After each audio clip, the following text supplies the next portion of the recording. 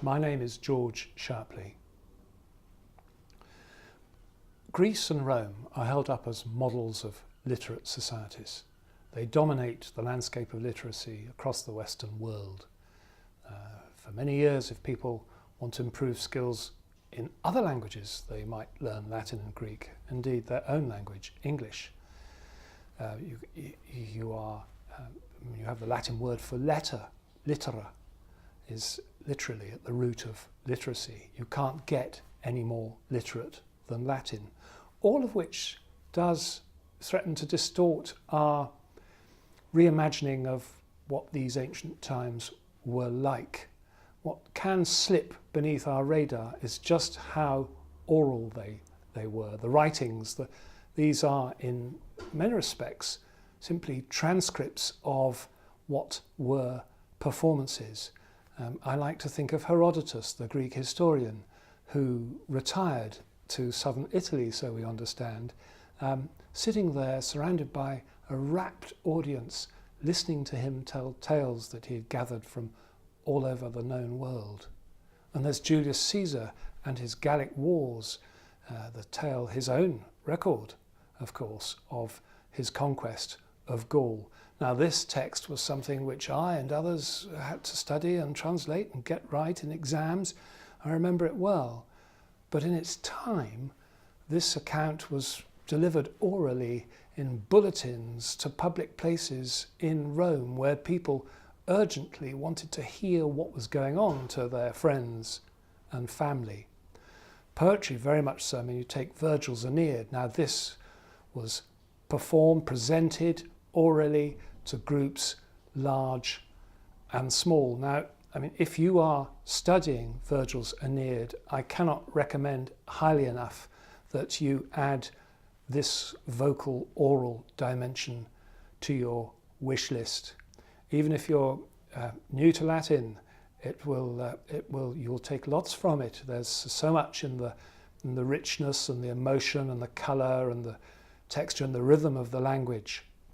And indeed, not to hear it is, I would say, is pretty similar to looking at a picture with your eyes shut. And if you're thinking of learning Latin, well, what better place to start? Now, I've got one or two tasters for you here, a few isolated lines to read to you in Latin to give you a flavour.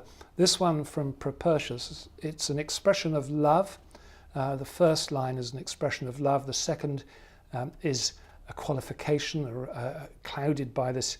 The expression is clouded by this thought that actually we better get on with it because life is short, a theme which is touched upon by other poets like Catullus before Propertius. So this is the English. While the fates allow us, let us glut our eyes with love. For a long night is coming for you, and no day will return. Dum nos fata sinunt, oculos satiemus amore, nox tibi longa venit, nec reditura dies. And this from Virgil's Aeneid, where Dido has found out that Aeneas is leaving. He hasn't managed to tell her yet. She confronts him, and he says, "Stop upsetting us both with your railing. I'm not going to Italy of my own volition. It's the gods," he says. Well, Deicine meque tuis incendere teque querelis, Italiam non sponte sequor. She replies eventually, "Go then, go to Italy over the waves." I sequer Italiam ventis, peterregna per ondas. Later in the poem, you may know the warrior maiden Camilla, where she more or less has her foot on the throat of an enemy who is a Tyrrhenian, and she accuses him of thinking that fighting her squadron of females was no more demanding than chasing wild animals in a hunt.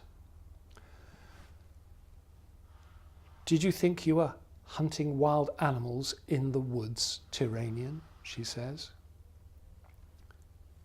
silvis te, Tyrrhene, feras agitare putasti?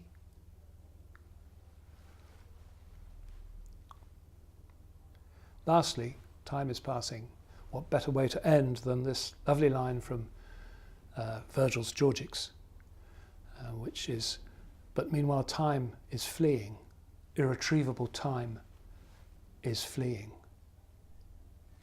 Sed fugit interia, fugit irreparabile tempus. Enjoy.